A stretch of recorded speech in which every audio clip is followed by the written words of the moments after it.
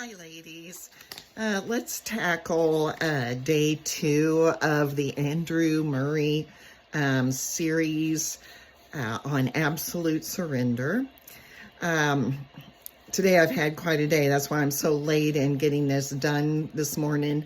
I ended up playing caregiver tag. We had some individuals that were sick. And so I had to be sent one place, and I think Margaret may have even ended up somewhere today. But anyhow, I'm getting started here and hopefully want to get this to you so we can still call it Tuesday. Anyhow, day 2 is focusing on God accomplishes your surrender, and it's a little more about what we talked about in day 1. And I think our key word is going to be willingness. What is our willingness to approach God and give Him absolute surrender?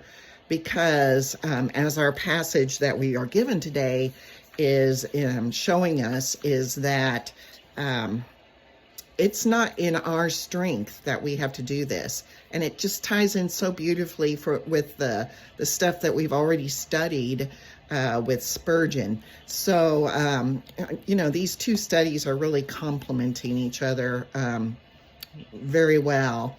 But before we get started, I'm going to do my romper room moment. Do you guys remember romper room? When, the lady would say, "I see Mary, I see Violet." Okay, so I'm going to do my romper room moment, you ladies that I am praying for. So let's get started. Margaret and Della, Rosie, and let's see here, Catherine's family, Debbie Gassaway, Glenda's, Kim, Carol's, Kathy Smith, Paula, Cinnamon, and Renee Walker, Dolores, Marcia Quinn, and then we've got, I've got to switch my little paper around here, Yinka, Deborah Thomas, Carolyn Richardson, Marilyn, and Jackie, and Sue, Martine, Chantel, Linda Egner, Natalie Dane, Lindsay Thornberry, Michelle McCann, Janet Bray, and an old one that many of you may not know, Donnie. I've got Pam Hinton, and Rosemary Davidson.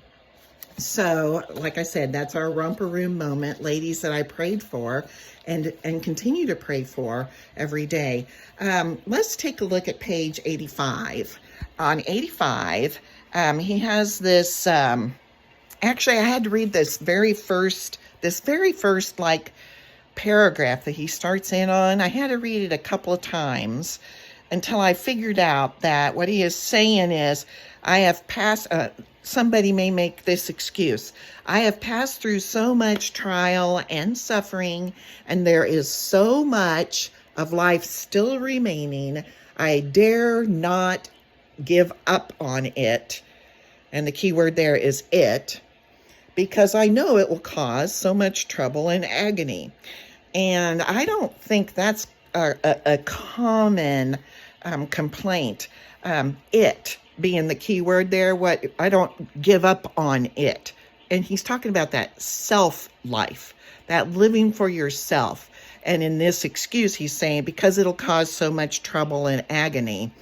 I don't think that we're willing to give up on self, not because of trouble and agony, but because we love dipping our toes in the sinful world and in our selfishness.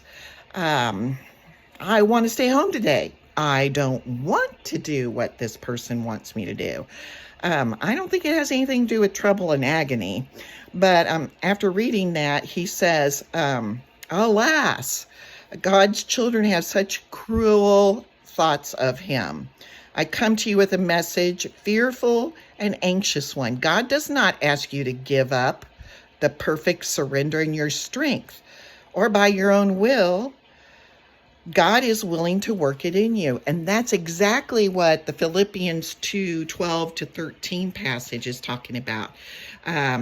He's saying in that passage, work it out. Work it out. Work out your salvation. Work out your relationship, because God works in you to will and to work for his good pleasure. So if we're going to bring delight to the Lord, and if that delight is in being obedient or in giving him glory or in whatever he wants us to do, that is his will, his spirit within you that is going to work all of those details out. You're not having to give up yourself, frankly, because yourself has changed. You're the new creature. You have different want-tos. What is being asked with requirement of absolute surrender is just to be willing. And I hate to beat this old dog to death, but you guys know over and over again that I bring recovery, things that I've learned when I was in the 12-step recovery program at our church. Many of these people come in hating God. The last thing that they can't understand how God allowed the absolute disaster, abuse, the things that they are chained with. They can't allow why this good God that loves them has put them in this situation. Why didn't he deliver them? Why, if he loved them, did they have to go through this? And they have to go through this process of step one, letting go. And in many ways, that's exactly what we are asked to do right now with absolute surrender. Letting go and allowing God. It's let go, let God. And that is step one of recovery. Let go, let God. Then as you work several other steps in recovery, one of those in forgiving others, making amends and forgiving others, and cleaning up your own side of the problem, not having to bear the burden of what those individuals have done, and the ungodliness that they have lived. That's not your problem. Your problem is you, your relationship with God, and your willingness to, allow God to work in you in such a way that it not only gives him glory, but is his good pleasure. And if it's his good pleasure, it's yours as well. So I think that right there at the end of the lesson, where on page 86, this is it in summary. You have hindered him terribly, but he desires to help you get hold of him entirely. He draws you now by his message and words. Will you come and trust God to work in you? That absolute surrender to himself, yes, blessed be God.